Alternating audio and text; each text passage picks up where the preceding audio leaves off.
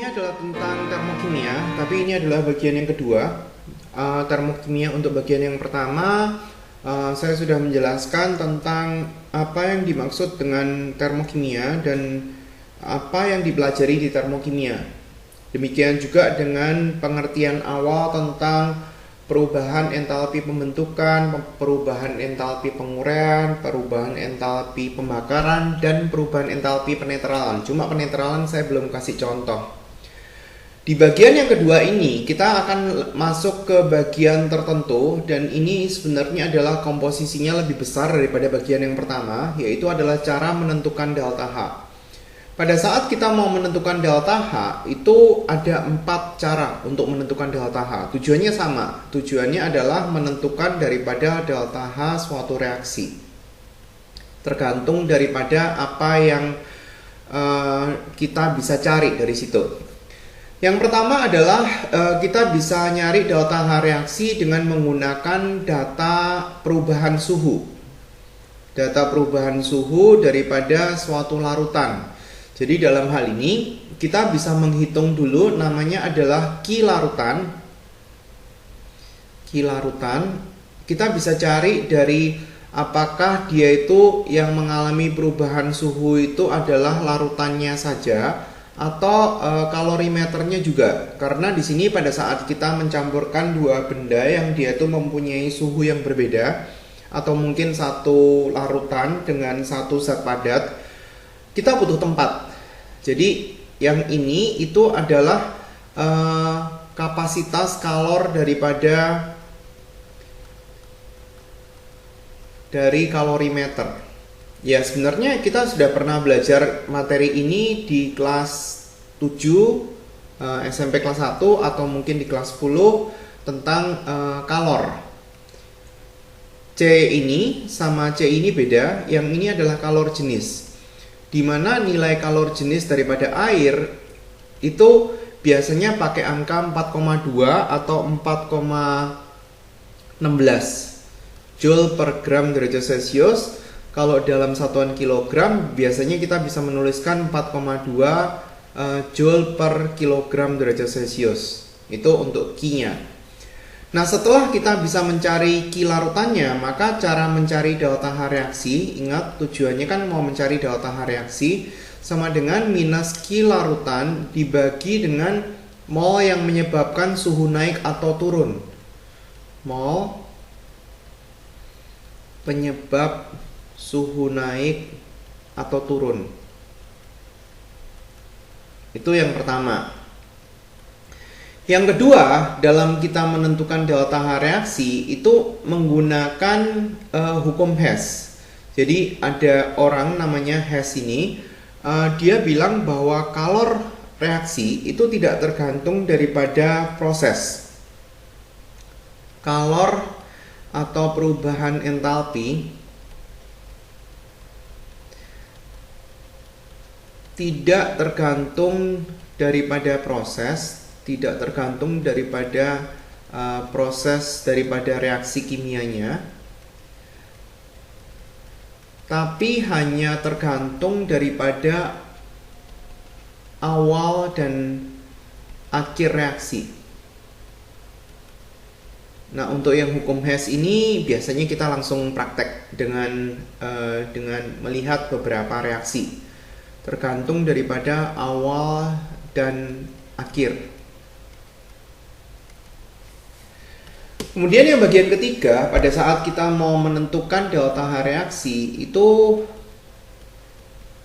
menentukan delta H reaksi, bagian yang ketiga adalah kita menggunakan data. Karena data ini tuh sebenarnya sudah ada data delta HF daripada senyawa. Karena delta HF daripada unsur, molekul unsur, atau delta HF daripada atom itu nilainya adalah sama dengan 0. Jadi kalau misalkan kita mau nyari tahu delta H suatu reaksi, caranya adalah delta HF-nya produk itu adalah senyawa-senyawa yang di sebelah kanan dikurangi delta HF daripada reaktan. Atau mungkin ada beberapa guru yang menuliskan delta HF untuk yang sebelah kanan, unsur-unsur yang sebelah kanan daripada suatu reaksi dikurangi delta HF yang sebelah kiri. Sebelah kiri. Nanti prakteknya.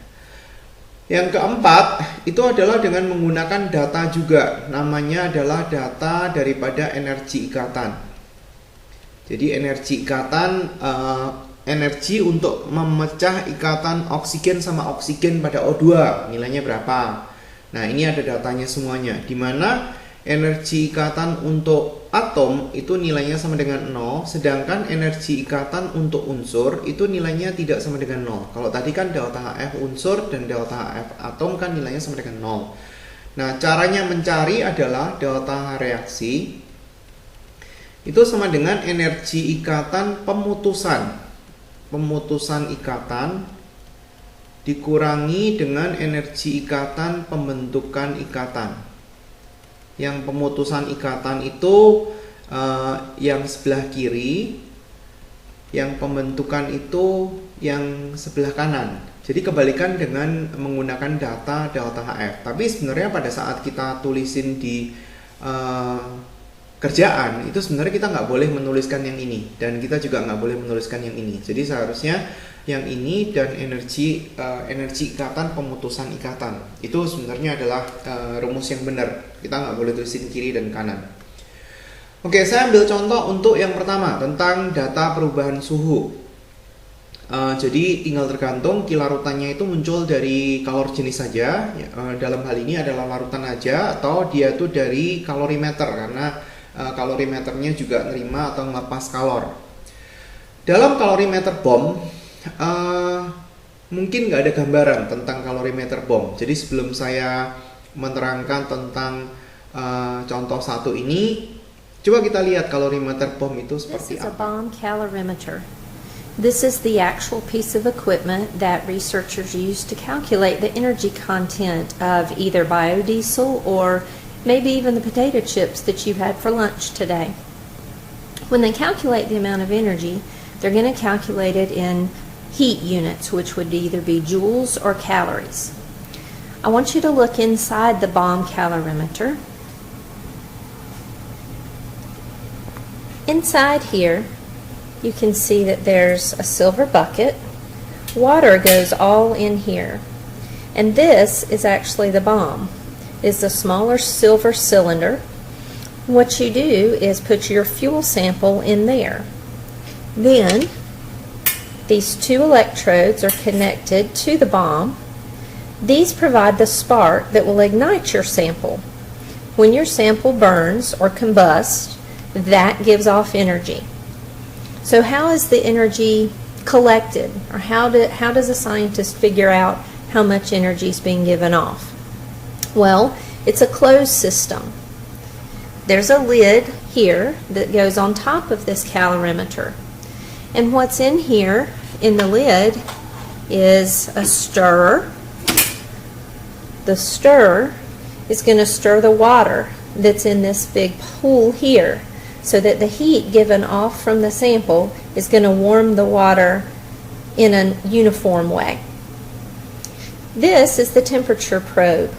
This goes down in the water also and measures the change in temperature, because as the sample is burned, it'll give off heat and the temperature of the water will increase.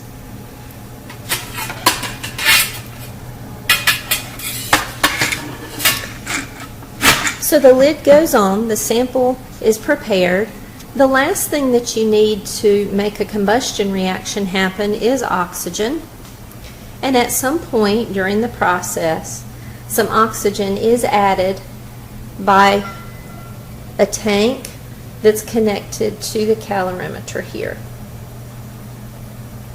So we are going to burn a sample of the biodiesel that you've prepared and get some feedback on the energy content of it.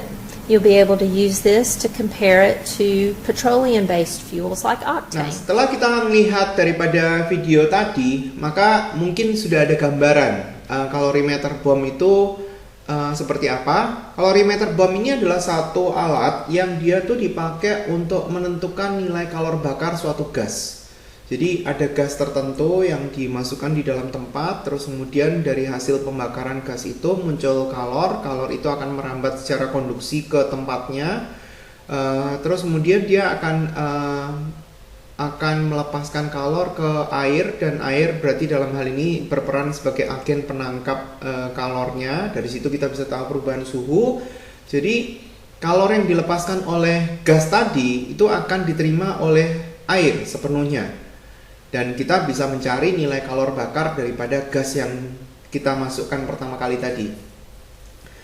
Dalam kalorimeter bom memiliki nilai air sekian. Berarti ini adalah kapasitas kalor daripada kalorimeter berisi air dengan suhu sekian. Dibakar sempurna 2 gram gas metana. Jadi saya tuliskan metana. Metana itu CH4. Tujuannya mau nyari tahu pembakaran daripada metana. Metana ini dibakar, kalau dia dibakar berarti akan muncul kalor H2O seperti ini. Kalornya ini kan nilainya minus. Kalornya ini nilainya berapa? Itu akan dipakai oleh air. Dan kalorimeter itu sendiri untuk naikin suhu. Ini kan di sini suhunya mula-mula 24, terus kemudian air dan kalorimeter suhunya jadi 74. Jadi kita hitung dulu. Q-nya larutan ada 2, M kali C-nya air kali delta T, ditambah C-nya kalorimeter dikali delta T. Masanya tahu, airnya 500 mili. Air itu kan dia kan punya rho, nilainya sama dengan 1 gram per mililiter. Berarti 500 mili itu setara sama 500 gram. Kalor jenisnya air tahu, di situ ngomongnya 4,2 joule per gram. Jadi satuannya udah cocok. Delta T itu nilainya bisa positif bisa negatif ya. Kalau di kimia ini suhu akhir dikurangi suhu awal. Karena suhu akhirnya itu lebih besar daripada suhu awal, berarti delta T-nya positif. Kalau delta T-nya positif, Q-nya juga positif. Di sini nilainya 50 derajat. 74 kurangi 24. Oke, kita tinggal tulis. Terus kemudian nilai air daripada kalorimeter. Satuannya adalah joule per derajat Celcius. Berarti satuannya sudah cocok karena yang sebelah kiri kan joule. Delta T-nya 50. Nah, kita tinggal hitung berapa nilai Q-nya. 500 dikali sama 4,2 dikali sama 50 ditambah dengan 125 dikali sama 50. Hasilnya adalah 111.250 joule, atau kita bisa tulis 111,25 kilojoule. Nah, itu Q larutannya. Nah, angka yang di sini sama dengan angka yang di sini. Tapi bukan angka yang di situ, karena di sini yang dibakar itu adalah sebanyak 2 gram metana. Angka yang di situ itu sama dengan angka yang untuk ini 2 gram minus 111,25. Tadi kan saya tulisin delta H kan sama dengan Q larutan dibagi mol penyebab suhu naik atau suhu turun.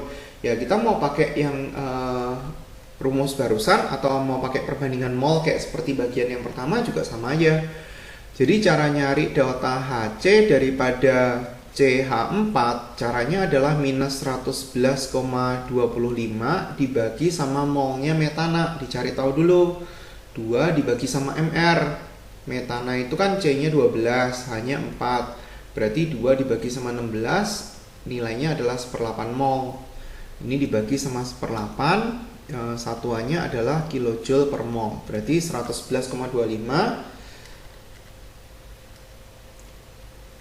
dikali sama 8. Nilainya adalah 890. Ada minusnya, 890 kilojoule per mol. Jadi 1 mol CH4 kalau dia itu dibakar, maka dia akan menghasilkan kalor 890 kilojoule. Ini contoh berikutnya, agar supaya punya gambaran untuk cara menentukan delta H itu dengan cara yang pertama itu bagaimana. Kalau kita punya satu reaksi, ya berarti kita harus bikin reaksinya dulu. Di sini ada reaksi antara KOH ditambah dengan HCl. Ya, reaksinya ini sebenarnya belum dipelajari di semester 1, tetapi ya saya kasih gambarannya aja. Cara nyarinya adalah ini kita ionisasi. K plus sama OH min. Kalau mau tahu cara mengionisasi, lihat di materi punya kelas 10. Ini H plus sama Cl min. Nah, ini terjadi pertukaran ion. Ini di sini terjadi pertukaran ion. Berarti di sini akan muncul KCl dan H2O. Terus kemudian kita harus tarain koefisiennya karena itu penting. Sebanyak 50 mili larutan KOH 0,4 molar. Dari sini kita bisa ketemu molnya. Molaritas sama dengan mol.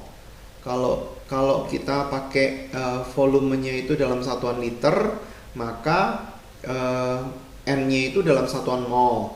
Kalau kita mau pakai volumenya dalam satuan mililiter, maka N-nya itu satuannya milimol. Nih. Jadi di sini KOH-nya 50 dikali 0,4, berarti kita dapat 20 milimol.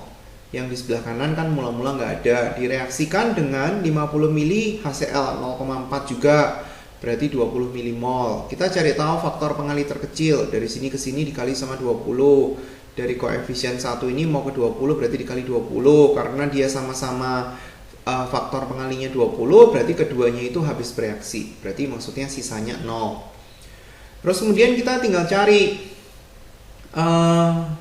yang sebelah kanan. Berarti di sini 20, berarti di sini 40. Ini 20, ini 40 karena di sini koefisiennya 2, berarti dikali 20 kan hasilnya 40. Nah, karena reaksi ini itu adalah reaksi penetralan, maka yang kita lihat itu adalah mol daripada H2O. Kita hitung dulu Q-nya. Q-nya sama dengan M kali C kali delta T, karena dia nggak ngomong untuk kapasitas kalor daripada kalorimeter, berarti Q yang kita hitung itu hanya untuk larutannya aja. Larutannya kan ada dua, KOH 50 mili sama HCl 50 mili. 50 mili berarti kan setara sama 50 gram. Berarti kita bisa tulis 50 tambah 50. Yang satunya ini punya KOH, yang satunya ini punya HCl. Dikali sama kalor jenis air, nilainya 4,2. Dikali sama perubahan suhunya 2 derajat Celcius. Jadi kita bisa hitung 100 dikali sama 4,2 dikali sama 2, hasilnya adalah 840. 840 nilainya adalah joule. Karena tujuannya akhir itu adalah mau nyari tahu kenaikan suhu untuk campuran yang berbeda, berarti kita nggak usah nyari tahu delta H-nya, delta H daripada pembentukan air untuk 1 mol. Pokoknya kita tahu bahwa ini itu adalah untuk 40 milimol H2O yang terbentuk. Karena ini kan reaksinya reaksi penetralan. Jadi molnya itu pembandingnya adalah molnya H2O. Kan ada delta HF, berarti molnya yang dibentuk harus 1 mol. Delta HD yang molnya yang diurai harus 1 mol. Delta HC berarti molnya yang dibakar harus 1 mol. Kalau untuk reaksi penetralan, kalau nggak dikasih tahu apa-apa, berarti 1 molnya itu untuk air, molnya H2O. Di sini ada reaksi lagi, KOH direaksikan dengan HCl. Reaksinya sama ya, berarti nyontek sama yang atas, KCl plus H2O. Terus kemudian kita tulisin mula-mulanya berapa, reaksi berapa, sisanya berapa. KOH-nya 100 mili 1 molar, berarti adalah 100 milimol. Koefisiennya 1 semua ya. HCl-nya 100 mili 1,2, berarti dapatnya adalah 120 milimol. Nah, sekarang kita cari reaksi pembatas. Dari sini mau ke sini dikali sama 100. Dari sini mau ke sini dikali sama 120. Artinya KOH-nya itu habis bereaksi. HCl-nya enggak. Dengan koefisien HCl yang 1 dan ini itu jadi patokan, berarti kita bisa ngisi ini 100, ini 100 karena koefisiennya juga 1, ini 100. Ini berarti ada sisa 20 milimol. Nah, sekarang kita yang kita pakai yang ini 100 milimol. Ini adalah 100 milimol daripada H2O. Nah, sekarang kita cari kalornya berapa. Jadi tinggal bandingin ya. 100 milimol daripada H2O yang sekarang dibanding sama 40 milimol daripada H2O yang tadi sama dengan kalornya yang baru, yang kedua dibagi sama kalor yang 840 joule. Ini kita tinggal sederhanain, bagi 20, dibagi 20, dapatnya 2. Terus kemudian kita bisa ketemu Q2-nya. Ini bisa dicoret sekalian ya. Berarti adalah 420. Jadi Q2-nya adalah 420 dikali sama 5. 2100 Joule. Nah, Q2-nya ini nilainya adalah M kali C kali delta T. Masanya itu ada 2, yaitu adalah KOH yang pertama tadi kan ini ada 100 mili, berarti 100 gram. HCl-nya kan 100 mili juga, berarti 100 gram. Berarti masanya di sini kita bisa isi 200 gram, C-nya 4,2, delta T-nya itu dicari. Jadi kita bisa ketemu delta T-nya berapa. Tinggal dibagi, berarti 2100 dibagi dengan 4,2 dikali sama 200. Maka hasilnya adalah 2,5 derajat Celcius. 2,5 derajat Celcius. Tujuannya mau nyari tahu kenaikan suhu. Berarti sudah sesuai dengan yang ditanyakan. Contoh berikutnya masih yang bagian pertama ya, maksudnya menentukan delta H reaksi dengan menggunakan data perubahan suhu. Coba kita lihat apakah soalnya ada perbedaan. Ada reaksi NaOH sama H2SO4, beda sedikit ya. Kita tulis dulu reaksinya, 2 NaOH ditambah sama 1 asam sulfat, hasilnya adalah Na2SO4, koefisiennya 1, ditambah sama 2H2O. Delta H-nya minus 240 kJ. Terus kemudian jika dalam air, dalam kalorimeter yang nilai airnya sekian direaksikan sekian sama H2SO4 sekian, jadi kita harus hitung ya molnya H2O. NaOH-nya 100 mili 0,2 molar. Ini adalah 100 mili 0,2 molar, berarti kita bisa tahu molnya adalah 20 milimol. H2SO4-nya adalah sebanyak 100 mili 0,2 molar juga, berarti di sini 20 milimol. Gitu, ini mula-mulanya nggak ada. Cek dulu, betul. Dari sini mau ke sini dikali sama 10, dari sini mau ke sini dikali sama 20. Artinya NaOH-nya itu habis bereaksi. Berarti berapapun yang tertulis di mula-mula, bereaksinya sama. Nah, sekarang kita menggunakan angka 20 ini untuk mencari yang lain. Dari 2 mau ke 20 kan dikali 10, berarti yang ini juga dikali 10, berarti dia ada sisa dong, karena yang di sebelah kiri kan dikurangi. Koefisien berikutnya 1, berarti di sini 10 juga, 10 milimol. Terus kemudian H2O-nya itu sebanyak 20 milimol. Nah, sekarang kita cari delta H-nya berapa. Ini delta H yang ini itu adalah untuk 2 mol H2O. Nah, sekarang 20 milimol, berarti artinya 0,02 mol. Kita cari tahu dulu. Untuk H2O yang sebanyak 0,02 mol, kita cari tahu dulu delta H-nya. Delta H-nya tinggal pakai perbandingan 0,02 dibanding 2 dikali minus 240. Berarti hasilnya adalah minus 2,4. Satuannya adalah kilojoule. Kita ubah ke joule aja, minus 2400 joule, karena 1 kilojoule adalah 1000 joule. Nah, nilai Q-nya itu sama dengan minus delta H, berarti sama dengan minus dari itu, 2400 joule. Nah, Q itu sendiri, Q larutan maksudnya ada 2. Ada Mc delta T ditambah dengan C besar kali delta T dari kalorimeternya. Q-nya 2400, masanya ada 2. NaOH dan H2SO4 masing-masing 100, berarti 100 ditambah sama 100. C-nya itu diketahui 4,2, delta T-nya kita nggak tahu. Tujuannya mau nyari dia awalnya suhunya kan nggak tahu, berarti harusnya suhu kalorimeter dan larutan di dalamnya naik berapa derajat Celcius. Jadi harusnya ditanyanya itu delta T-nya. Dia kan nggak ngasih info delta T0 suhu mula-mulanya berapa kan? Berarti yang ditanya itu seharusnya kenaikannya. Ini adalah 160 dikali sama delta T. Nah, kita bisa tambahkan. Di sini berarti 200 dikali sama 4,2 terus kemudian ditambah dengan 160. Berarti hasilnya adalah pas 1000. 1000 dikali sama delta T. Jadi kita bisa ngitung delta T-nya adalah 2400 dibagi sama 1000. Artinya nilainya adalah 2,4 derajat Celcius. Jadi larutan di dalamnya dan kalorimeter suhunya naik sebesar 2,4 derajat Celcius. Nah, sekarang kita masuk ke contoh berikutnya, yaitu adalah contoh untuk hukum Hess. Tadi kan sebelumnya saya sudah sebutkan bahwa hukum Hess itu adalah satu cara untuk menghitung delta H reaksi yang dia itu berdasarkan reaksi-reaksi yang ada. Jadi kita menggunakan reaksi yang ada untuk menghitung reaksi yang ditanyakan yang kita mau.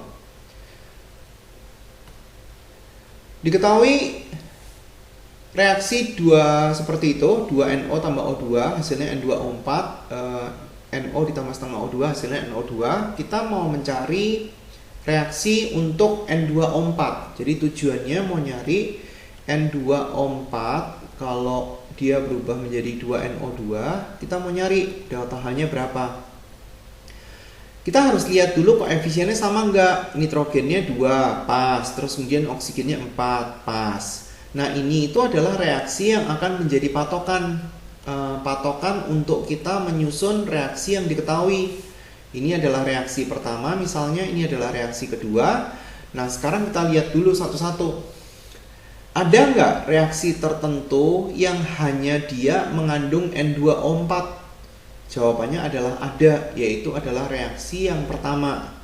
Nah, berarti reaksi yang pertama kita harus atur agar supaya N2O4-nya di sebelah kiri dan koefisiennya 1.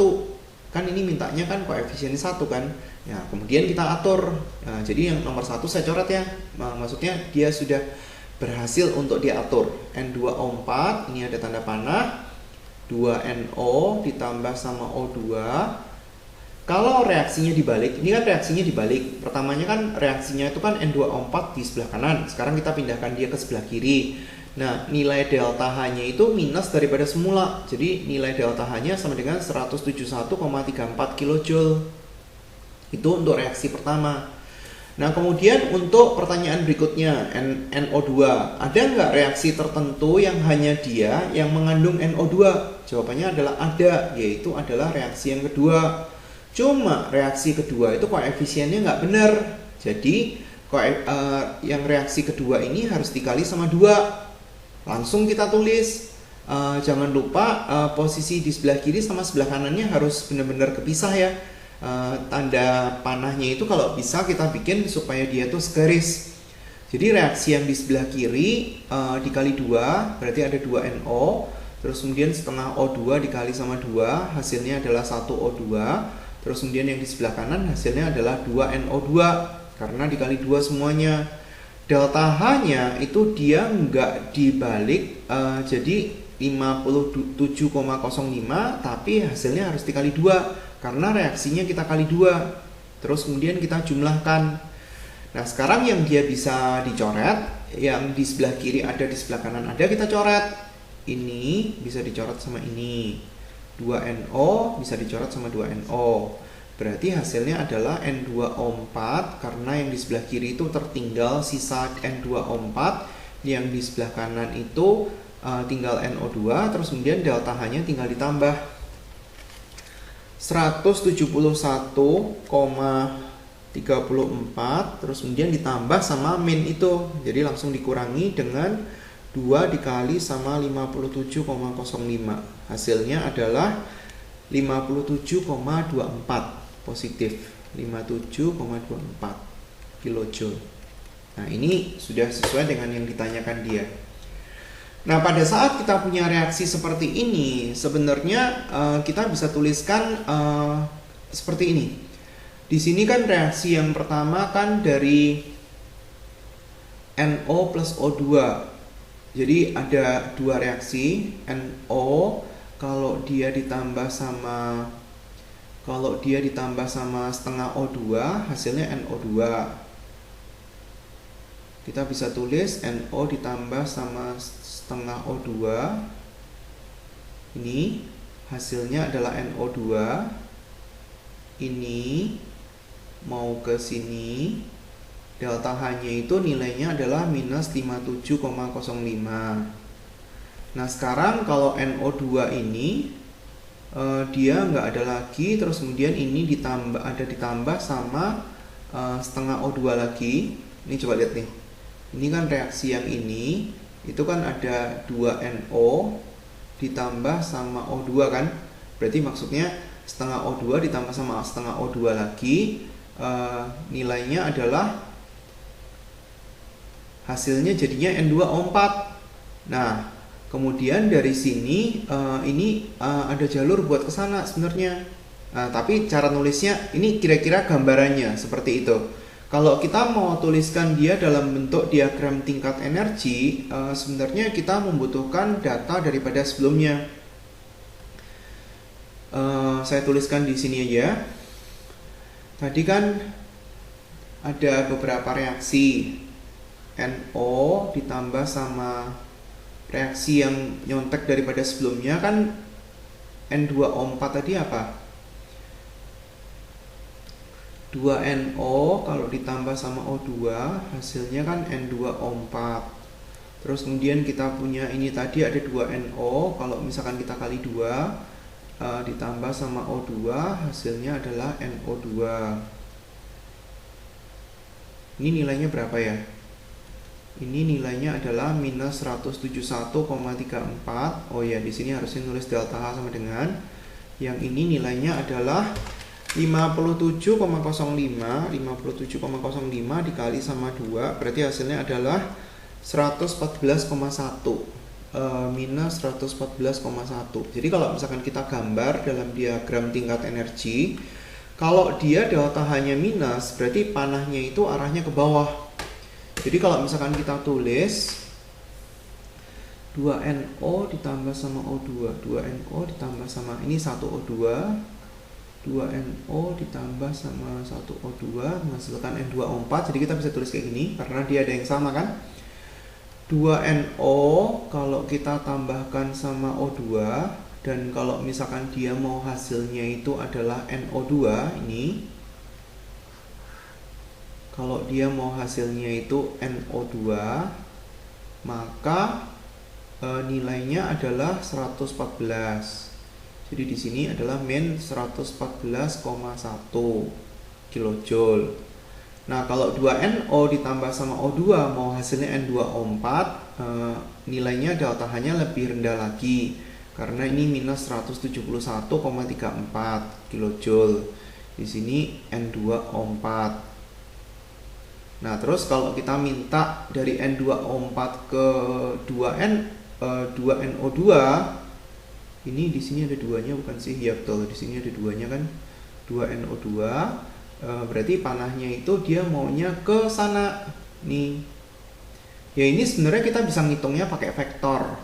Katakanlah di sini nilainya adalah delta H. Jadi kalau kita gambarkan ini kan kita punya panah ke sini minus 114,1. Terus kemudian ini kita punya panah di sini delta H. Terus kemudian kita punya panah di sini minus 171. 171,34. Jadi kalau misalkan kita anggap panah ini tuh sebagai patokannya minus 171,34, berarti kan awalnya di sini, akhirnya di sini. Berarti kalau misalkan kita tulis, kita bisa tuliskan dia sebagai panah yang ini ditambah sama panah yang ini yang dibalik, berarti kan ke sono. Jadi ini ditulis di sebelah sini ya, minus 171,34 sama dengan minus 114,1 dikurang sama delta H. Karena kan kita mau panahnya ini kan kebalikan sama ini. Kan reaksinya kan dari N2O4 jadi 2NO. Nah, delta H-nya sebenarnya kita bisa cari dengan cara itu. Contoh berikutnya lebih susah sedikit karena dia variabelnya karena persamaannya lebih banyak.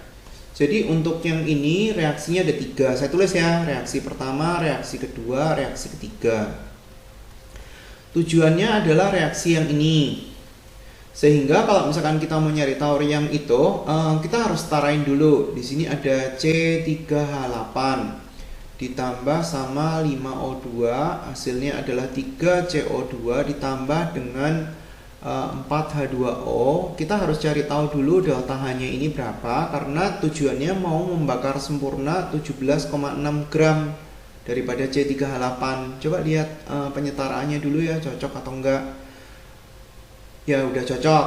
Nah sekarang kalau kita mau nyari tahu duluan boleh 17,6 dibagi dengan MR daripada C3H8. C itu 12. Lihat di dalam sistem periodik unsur ya. Berarti 17,6 dibagi dengan 36 ditambah sama 8. Hasilnya adalah 0,4. Molnya di sini adalah 0,4. Nah itu nanti tujuannya ini itu delta H-nya berapa. Jadi sebelum itu kita harus nyari tahu dulu untuk reaksi yang ini C3H8 5O2. Nah sekarang kita lihat satu-satu. C3H8 itu ada nggak reaksi tertentu yang diantara yang diketahui di sini yang mengandung C3H8 yang hanya dia ya yang mengandung C3H8? Jawabannya adalah ada, yaitu adalah reaksi yang ketiga. Jadi kita mengatur reaksi yang ketiga. Reaksi yang ketiga, posisi C3H8-nya nggak benar, tapi koefisiennya udah benar. Jadi kita langsung balik ya. C3H8 dibalik. Jangan lupa delta H-nya nanti itu di minus daripada sebelumnya. Fasenya tetap ditulis. Di sini C3H8 itu bentuknya gas. Karena kadang-kadang dia yang satu tuh gas, yang satu solid untuk karbonnya. Jadi kita tetap harus tulis supaya kita tahu itu bisa dicoret atau tidak. Delta H-nya tinggal di minus daripada yang tadi, berarti 103,8, satuannya kilojoule. Reaksi yang ketiga sudah diatur. Nah sekarang ada nggak reaksi tertentu? Kan kita sudah ngatur C3H8, berikutnya kan kita harus ngatur untuk oksigen kan. Ada nggak reaksi tertentu yang hanya dia yang mengandung oksigen? Jawabannya adalah nggak ada, karena reaksi yang pertama sama reaksi kedua sama-sama mengandung oksigen. Berarti jangan diatur, di skip. Kita langsung atur untuk yang CO2. Sekarang ditanya lagi, ada nggak reaksi tertentu yang hanya dia yang mengandung CO2? Jawabannya adalah ada, yaitu adalah reaksi yang pertama. Jadi reaksi yang pertama boleh diatur. CO2-nya lokasinya udah benar di sebelah kanan, tapi koefisiennya nggak benar. Jadi reaksi yang pertama itu harus dikali dengan 3. Jadi kita tinggal tulis 3C solid ditambah sama 3O2 gas. Hasilnya adalah 3CO2 gas. Delta H-nya kita tulis dikali 3. Posisinya nggak berubah. Berarti tetap 393,5 minus dikali sama 3, yaitu nilainya adalah 1180,5, ada minusnya, minus 1180,5 kilojoule. Satunya nggak saya tulis ya. Reaksi pertama udah diatur. Terus kemudian yang terakhir adalah H2O. Ada nggak reaksi tertentu? Dalam hal ini reaksinya ya cuma yang kedua doang. Berarti kita harus ngatur reaksi yang kedua, dan memang cuma dia doang yang punya H2O. Jadi reaksinya H2O-nya sudah di posisi sebelah kanan, cuma koefisiennya nggak sama. Koefisiennya kan dia 2, mintanya kan mau jadi 4.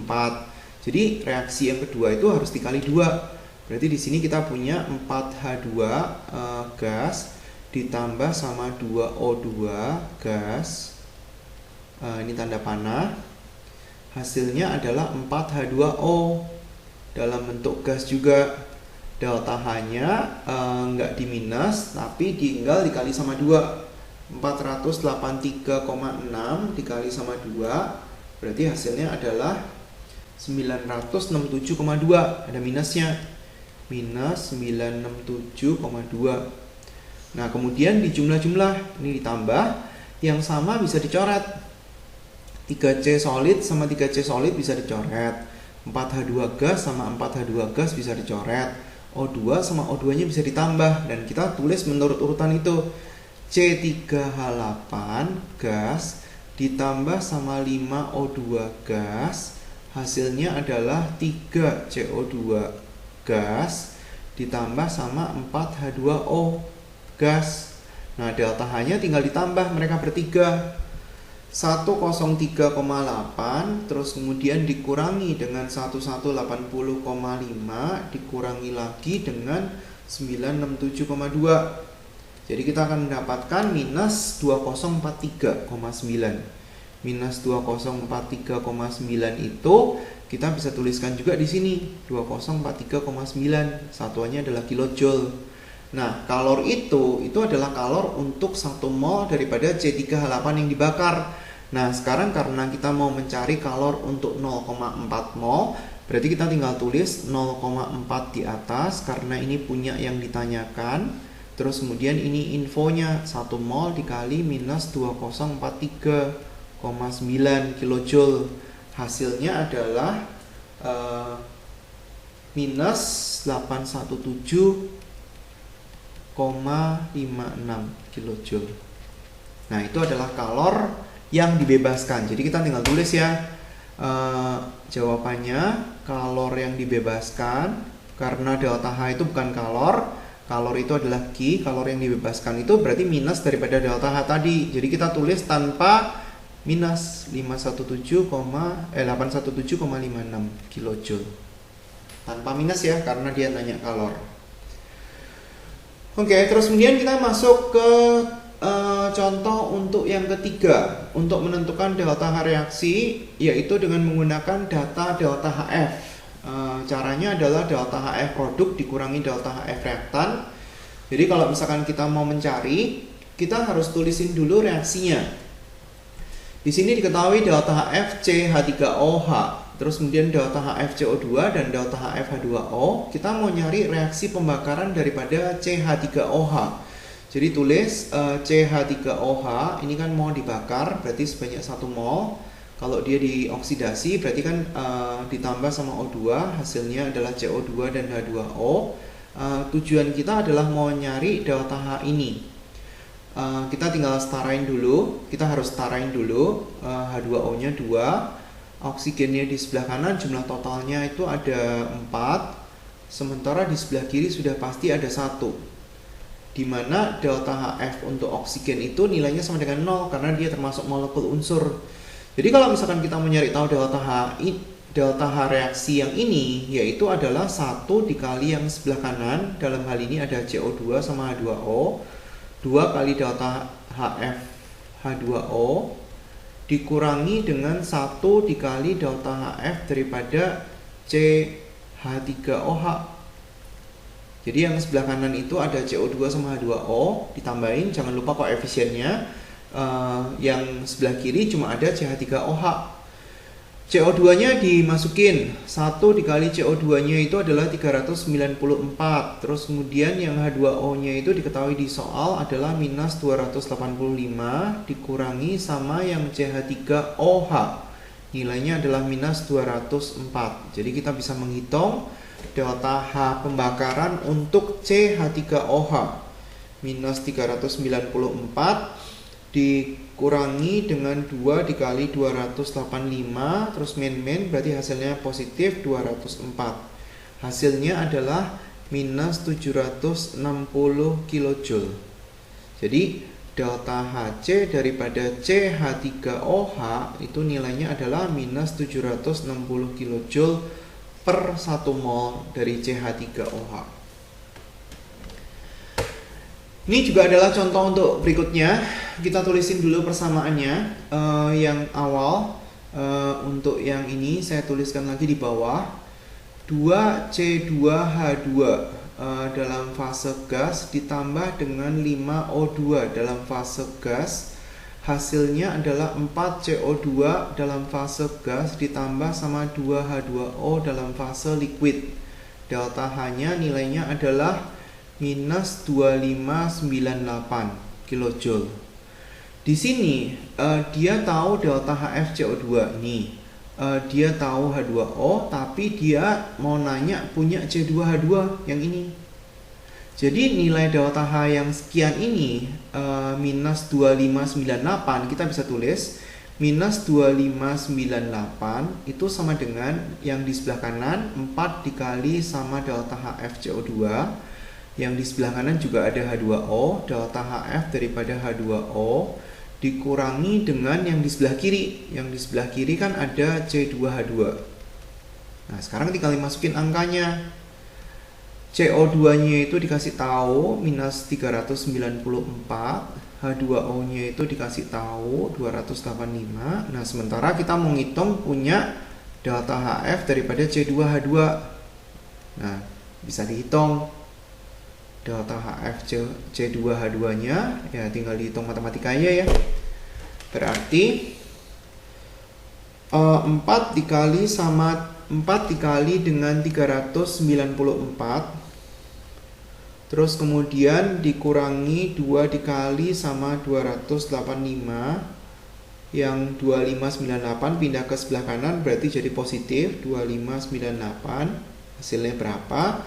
Tinggal dibagi sama 2. Hasilnya adalah 226. Delta HF C2H, salah nulis ya, C2H2 nilainya adalah 226 kJ per mol. Itu bagian ketiga. Nah, sekarang kita masuk ke bagian keempat.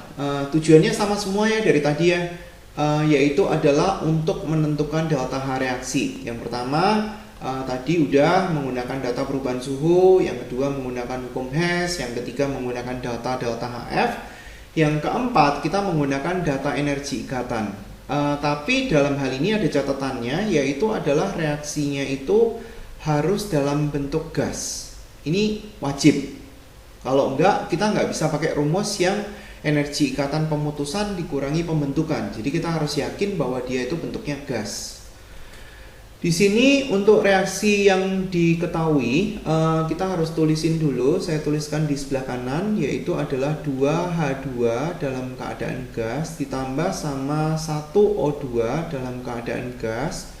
Hasilnya adalah 2H2O dalam keadaan gas juga. Delta H-nya sama dengan minus 483,6. Di sini diketahui energi ikatan H-H, jadi maksudnya H-H nilainya sama dengan sekian kilojoule. Ini adalah energi yang dibutuhkan untuk memutus ikatan H-H dalam H2.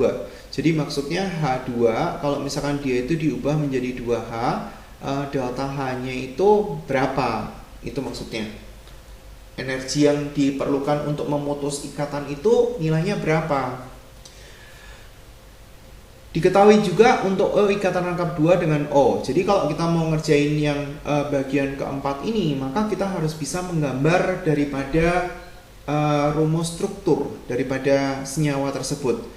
H2 kalau misalkan kita gambar berarti adalah H-H. O2 ini koefisiennya 2. O2 itu adalah ikatan rangkap 2. Jadi seperti itu. H2O kalau kita gambar berarti ada H-nya ada 2, O-nya ada 1, kayak gitu.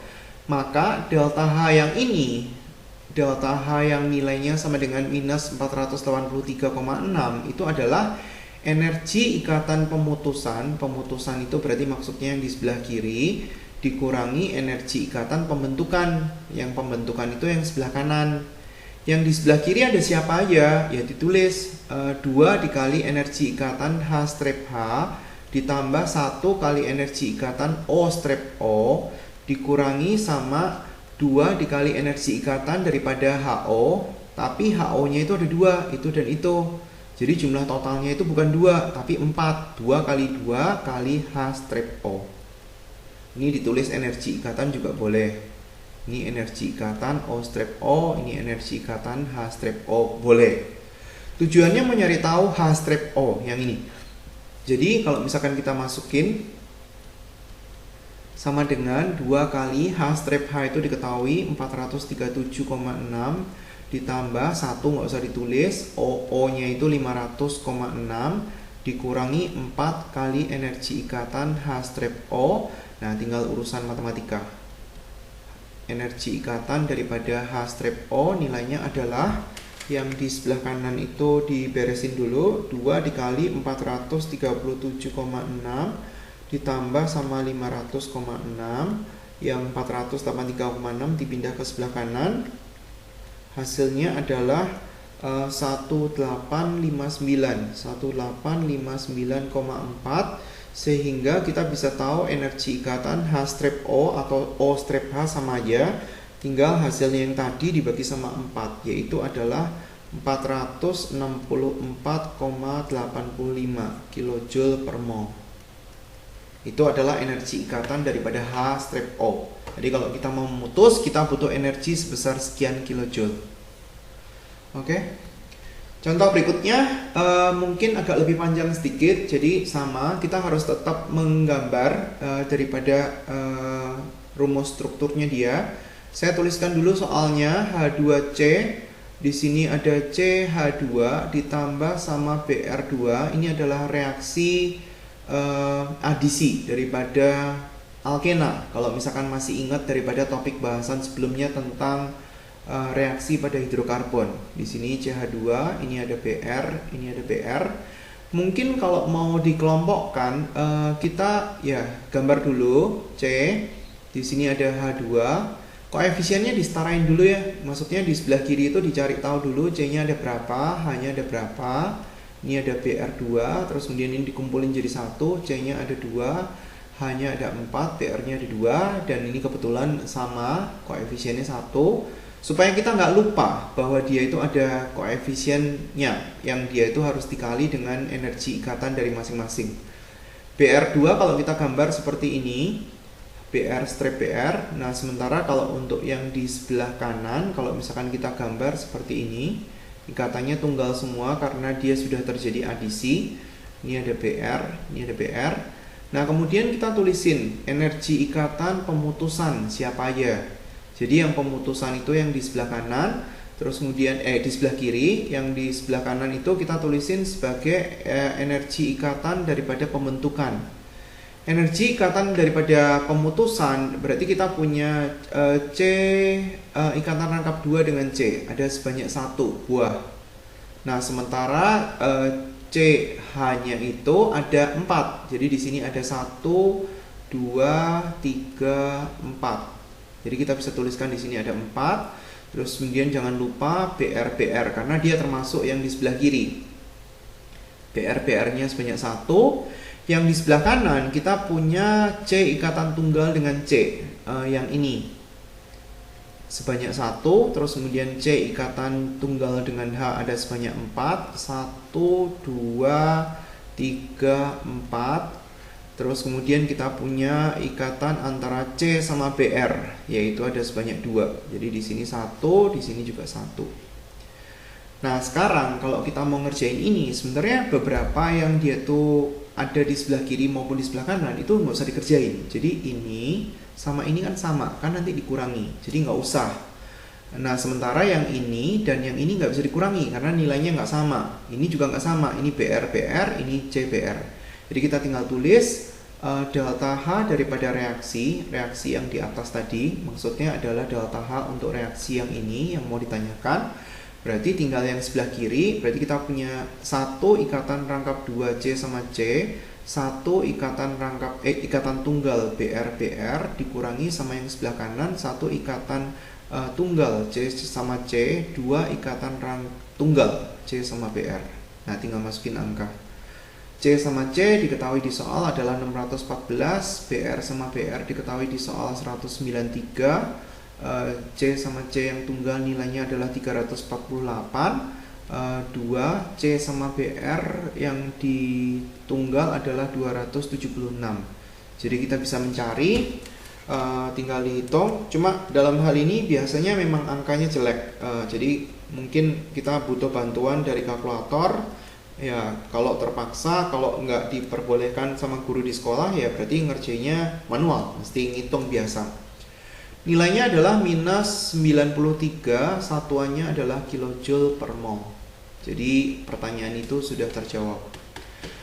Pada saat kita belajar tentang materi ini, menentukan delta H reaksi, yang paling susah itu adalah kalau terjadi overlapping antara mereka. Jadi maksudnya kecampur antara soal kayak seperti nomor 3 dan nomor 4, atau mungkin nomor 1 dan nomor 3. Atau mungkin nomor 2 kecampur dengan nomor 3. Nah, itu jadi susah. Jadi kita harus bersiap-siap untuk semua kemungkinan. Jadi kita harus tahu tentang dasarnya dulu, terus kemudian kita harus langsung nyambung dengan apa yang ditanyakan dia. Tujuannya apa, nyarinya bisa dari mana. Itu yang susah sebenarnya. Kalor yang dihasilkan pada pembakaran sempurna 8 gram gas metana. Berarti kita harus tulis dong. Berarti di sini ada metana yang dia akan dibakar. Metananya itu sebanyak 8 gram. Hasil daripada pembakarannya kan dia kan nggak ngomong. Kalau dia nggak ngomong berarti pembakarannya itu pembakaran sempurna. Kalor yang dihasilkan pada pembakaran, jadi ini nanti akan muncul kalor. Kalornya ini itu ini kan pembakaran, ini muncul kalor. Katanya kalornya ini tuh akan dipakai oleh air. Dipakai oleh 2 liter air untuk naikin suhunya dia. Jadi kita bisa nyari tahu kalornya air kan, Q sama dengan M kali C kali delta T, karena dia nggak ngomong tentang kapasitas kalor daripada kalorimeter, maka yang nerima kalor cuma dari situ aja. Airnya sebanyak 2 liter. Rho-nya air itu kan kalau misalkan kita tulis itu adalah 1 gram per mili, atau 1 mili itu sama dengan 1 gram. Kita bisa juga konversi ke kilogram per liter. Jadi 2 liter itu setara dengan 2 kilogram. Berarti kita bisa tulis 2 kilogram dikali kalor jenisnya adalah 4,2 joule per gram. Jadi kita bisa ubah ke joule per kilogram, dapatnya 4200. Ini joule per kilogram derajat Celcius. Suhunya dia berubah dari 25 menjadi 77 itu. Berarti suhu akhir 77,976 dikurangi sama suhu awal 25. Jadi kita bisa mencari Q-nya berapa. Hitung dulu perubahan suhunya 77,976, terus kemudian kita kurangin dengan 25. Hasilnya kita kali dengan 4200, terus kemudian dikali juga dengan masanya. Kita akan mendapatkan 444.000 sekian, terus kemudian kita langsung ubah ke satuan kilojoule, yaitu kita akan mendapatkan nilai Q-nya positif 444,9984. Berarti saya buletin ke 445 aja ya, karena 9984, 445 kilojoule. Nah, 445 itu adalah angka di sini, minus 445 kilojoule. Tujuan soal kita adalah mencari delta H pembakaran metana. Jadi tujuan soal itu adalah kita mencari ini kalau 1 mol itu berapa delta H-nya. Jadi 8 gramnya ini kita ubah mol untuk dibagi dengan mol. C itu 12, H itu 1, berarti hasilnya adalah setengah mol. Setengah mol kalornya adalah sekian. Jadi kalau misalkan kita diminta untuk mencari yang 1 mol, saya tuliskan di atas ya, saya balik. 1 mol itu yang mau ditanya, ini buat dia. Ini adalah setengah mol, informasi yang diketahui dikali sama minus 445. Jadi 445 ini sebenarnya tinggal dikali sama 2. Dapatnya adalah 890 minus 890 kilojoule. Jadi artinya delta Hc daripada metana adalah 890 kilojoule per mol. Itu yang mau ditanya. Itu adalah contoh terakhir daripada termokimia untuk bagian kedua. Semoga ada manfaatnya, semoga ada kejelasan tentang bahan ini, karena bahan ini sebenarnya sedikit agak susah.